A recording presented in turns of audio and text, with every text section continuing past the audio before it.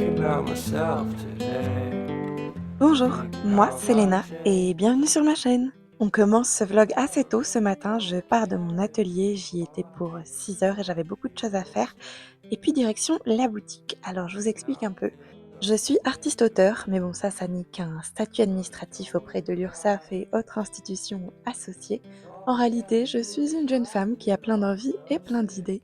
Et depuis juillet de cette année, mon activité d'artiste-auteur est la seule et unique activité que j'ai et qui est censée me rapporter de l'argent. Mais ça, c'est quelque chose qu'on verra au fur et à mesure.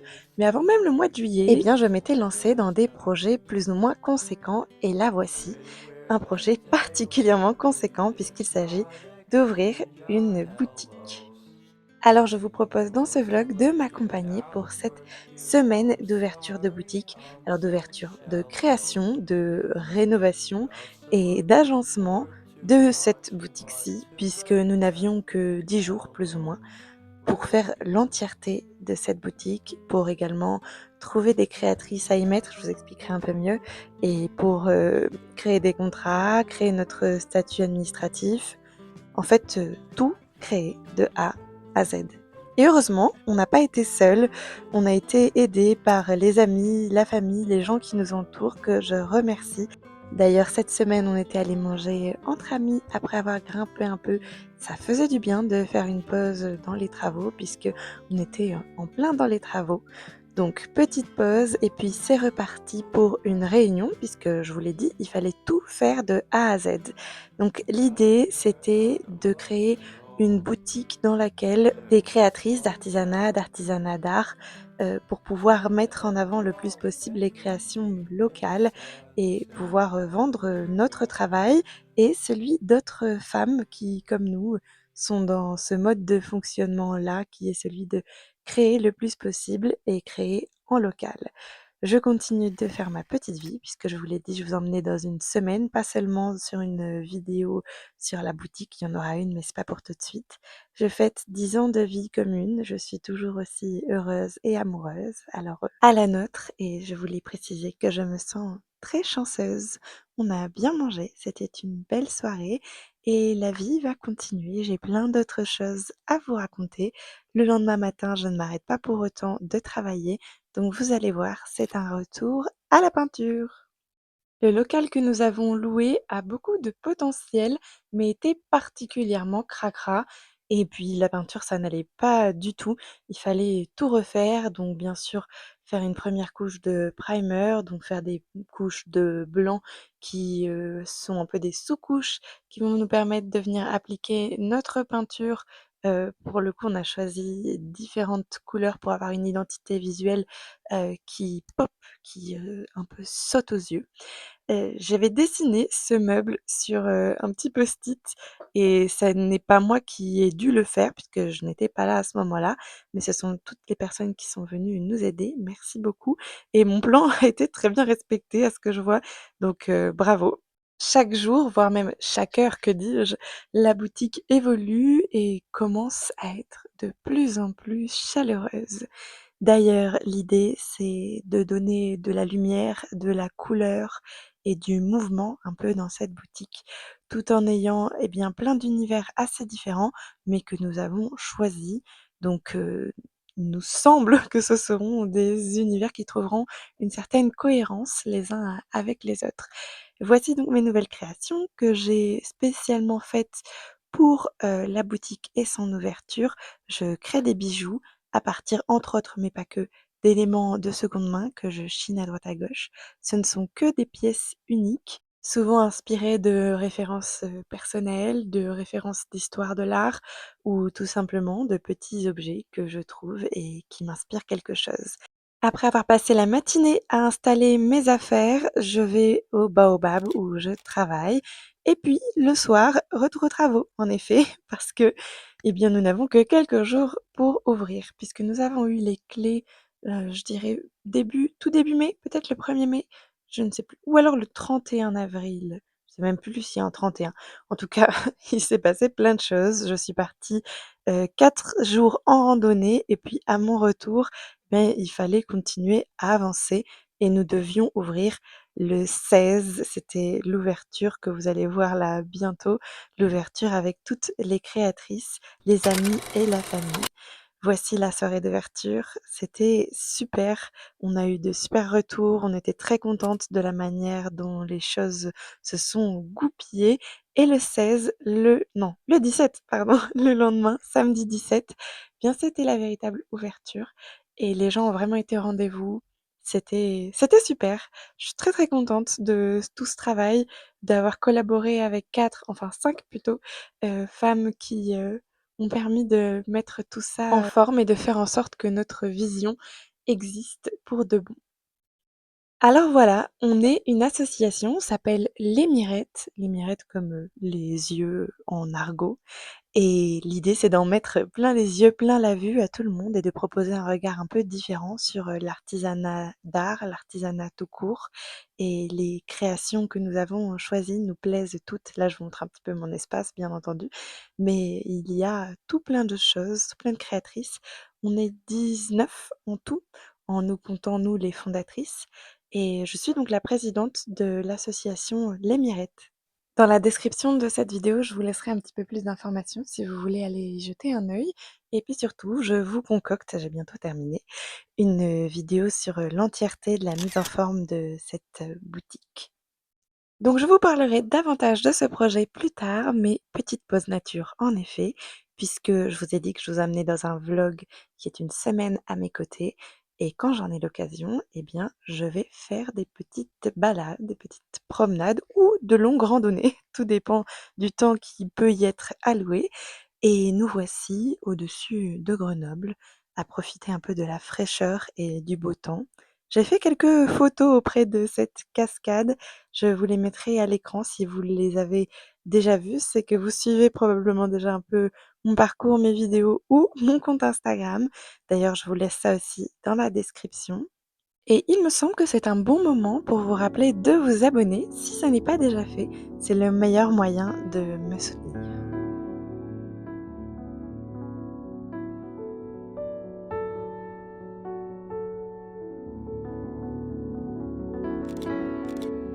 Le lendemain, je suis jusqu'à 14h30 à la boutique du Baobab à la caserne de Bonne. J'ai pris chez Meitai de quoi me nourrir puisque jusqu'à 14h30, eh bien, c'est un petit peu long, je vais finir par avoir faim. Je vous montre ce à quoi ressemble ma tenue. J'ai un peu frais puisqu'il y a la clim un peu trop fort à mon goût.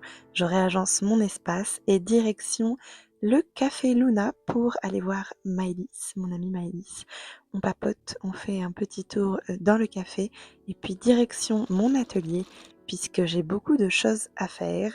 Il faut que je crée pas mal de bijoux et je dois également préparer un marché. Et oui, c'est vendredi 23 si je ne me trompe pas. Et le lendemain, samedi 24, j'ai un gros marché qui va avoir lieu, Square Docteur Martin.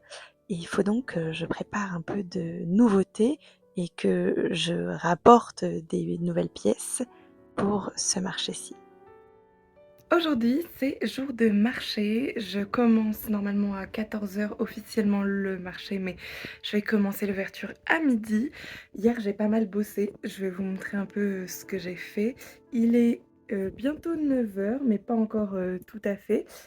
Et j'ai plein plein de choses à faire, donc je vais voir ce sur quoi je peux avancer. Il faut que je me fasse une liste psychique et physique. Il faut que je l'écrive également pour ne pas oublier les choses. Je pense que ça va être sympa. Je suis à l'atelier, je vais prendre mon petit déjeuner. Je vous montre ce que j'ai choisi de manger ce matin. On a un espèce de faux porridge puisqu'il est à sec. J'ai juste fait fondre le chocolat noir au micro-ondes. Puis j'ai rajouté des flocons d'avoine et de la banane écrasée. Puis j'ai mon joli petit café dans ma jolie petite tasse. Là, j'ai toutes mes productions d'hier, tout ce que j'ai fait hier, et franchement, j'ai carburé, hein. Là, il y en a beaucoup. Et puis, j'ai aussi quelques petites choses que je vais rajouter. Là, je vais m'occuper de ces porte-clés et on va voir ce que je peux faire. Le verdict, c'est que je n'ai absolument pas eu le temps de m'occuper de ces porte-clés.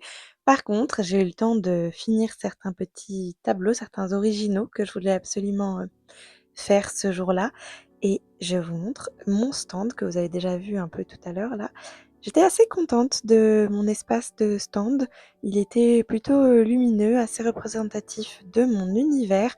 Par contre, il y avait un de ces vents, non pas à décorner les bœufs puisque ceux-ci n'étaient pas là, mais à décoller mes bijoux de l'endroit où je les avais posés. Tout simplement, il y avait tellement de vent que tout se cassait à la margoulette, donc je n'ai pas pu exactement présenter mon travail comme je le souhaitais, mais c'est pas bien grave et puis c'était une belle journée avec la Pride qui est passée nous faire un petit coucou, de la musique, de la joie, de la couleur, tout ce que l'on souhaitait en cette belle journée venteuse.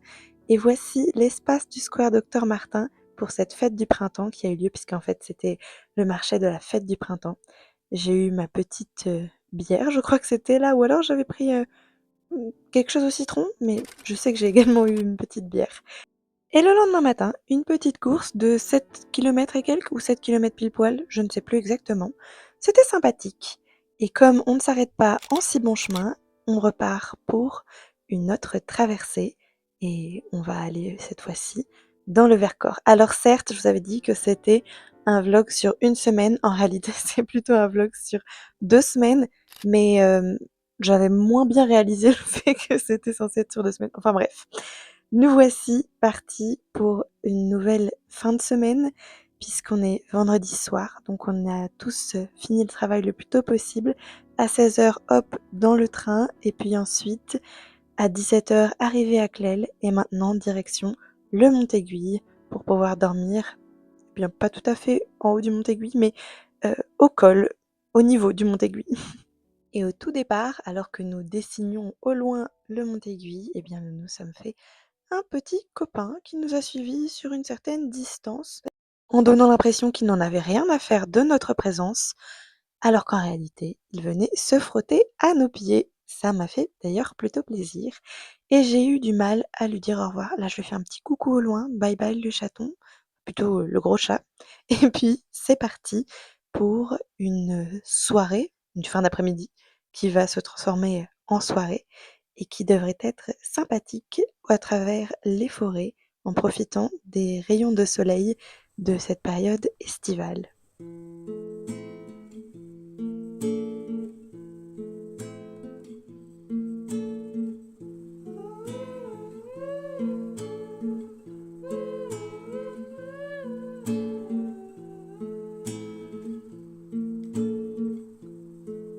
On se rapproche de plus en plus de notre objectif qui est ce mont que vous voyez ici au loin, le mont Aiguille. Et on est passé devant un espace dans lequel se prélassaient de gros et beaux cochons très rosés. Et je dois dire qu'ils m'ont bien fait marrer, ils avaient l'air si paisibles et ils étaient particulièrement énormes. Et je me dis: «Mais comment on peut manger des êtres aussi mignons?» En tout cas pour ma part, je ne peux pas, mais je me dis que le jour où je serai capable de tuer moi-même ma viande pour la manger, eh bien je remangerai probablement de la viande. Mais pour l'instant, je ne pense pas en être capable. Bon bref, ça c'est une petite parenthèse et c'est très personnel, mais je ne suis pas ici pour parler de cochons, même si j'en ai croisé, mais plutôt du reste de cette randonnée. Voici une face, alors je crois que c'était peut-être la face, sud ou sud-est du mont Aiguille qui était, tout ensoleillée, voire même presque dorée. C'était magnifique. On continue de monter, il commence à être un petit peu tard. Le soleil se couche lentement mais sûrement. D'ailleurs, vous voyez, hein, on commence à perdre, de la luminosité sur la face du mont Aiguille.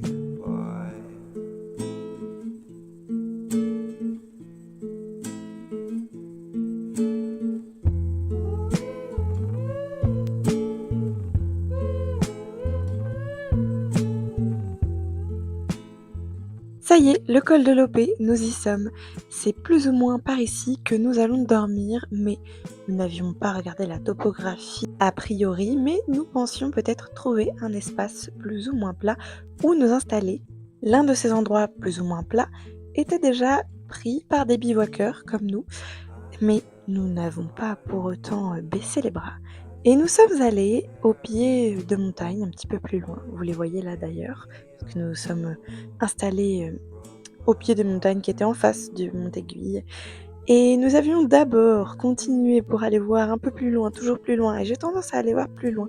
Mais finalement, ça n'était pas une bonne idée et nous sommes retournés à l'endroit où nous avions un espace plutôt plat pour pouvoir dormir et se réveiller le lendemain matin au pied des montagnes ensoleillées qui faisaient face au mont Aiguille.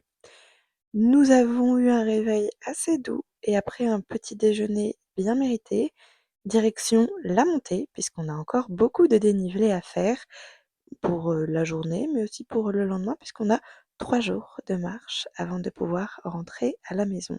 Pierriers, soleil, nourriture, barre de céréales et tout va bien.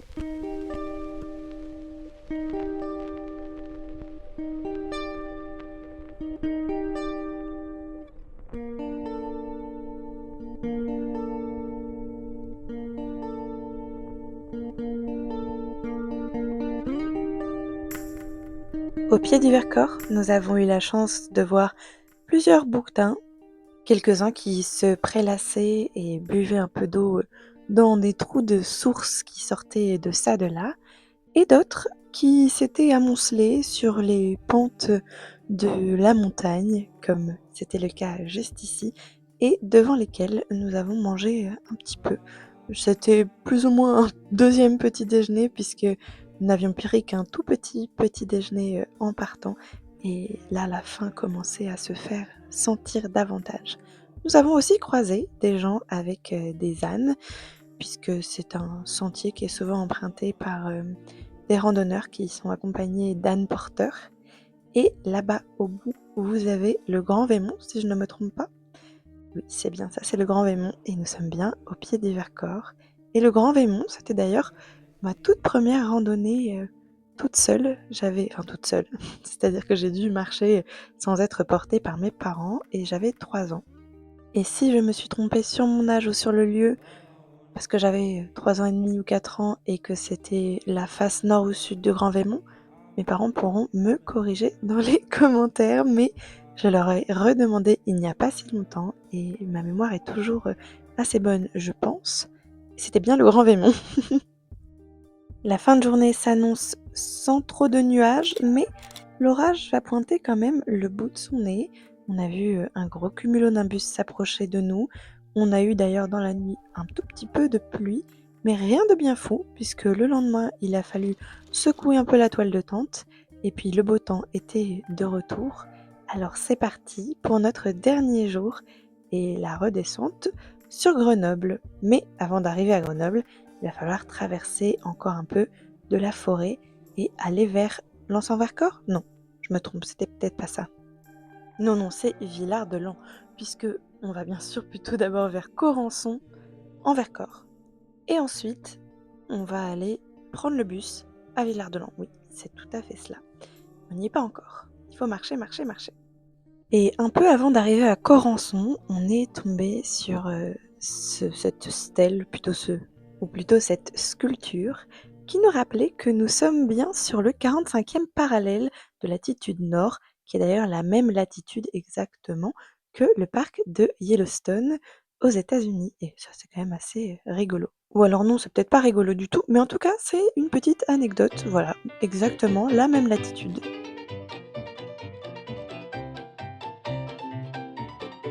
Nous voici à Corançon, on fait coucou aux copines, les voici. On continue notre bout de chemin et pour se féliciter d'avoir bien marché et parce que on en a envie quand on est arrivé, une petite crêpe à Villard-de-Lans et redescente à Grenoble en bus. Il faisait d'ailleurs très très chaud dans ce bus. Je vous remercie d'avoir regardé la vidéo jusqu'ici. J'espère qu'elle vous aura plu. Je suis actuellement dans mon atelier. J'ai pris un petit coup de soleil. Je sais pas trop si ça se voit. J'ai plein d'autres vidéos à vous partager. Alors comme je vous l'ai déjà précisé, il y en a une qui traitera de l'Emirette, cette nouvelle boutique, ce nouveau projet. Mais j'ai encore d'autres vidéos aussi où je vous présente mes dernières trouvailles de seconde main. Je vais vous faire plusieurs hauls et d'autres vlogs où je vous partage mon quotidien, mais aussi mes créations. N'hésitez pas à me dire dans les commentaires ce que vous préférez et ce que vous aimeriez voir. Dans tout le cas, il y aura un petit peu de tout qui va sortir au fur et à mesure. Comme d'habitude, je fais en fonction de mes envies et surtout en fonction du temps que j'ai et je prends en compte vos commentaires et vos envies et vos demandes. Toujours dans la mesure du possible, tout simplement parce que ça n'est pas mon travail à plein temps et que en fait, c'est pas mon travail du tout dans le sens où je ne suis pas payée pour faire des vidéos ici sur YouTube, donc c'est sur mon temps libre et je n'ai pas beaucoup de temps libre. C'est juste que je me donne du temps et je prends du temps pour, faire tout ça, tout simplement parce que ça me plaît. C'est mon hobby. Mais parfois, ça me prend un peu trop de temps et je devrais plutôt mettre, eh bien, ce temps et cette énergie à faire autre chose comme ma comptabilité et la comptabilité des mirettes aussi que je dois faire.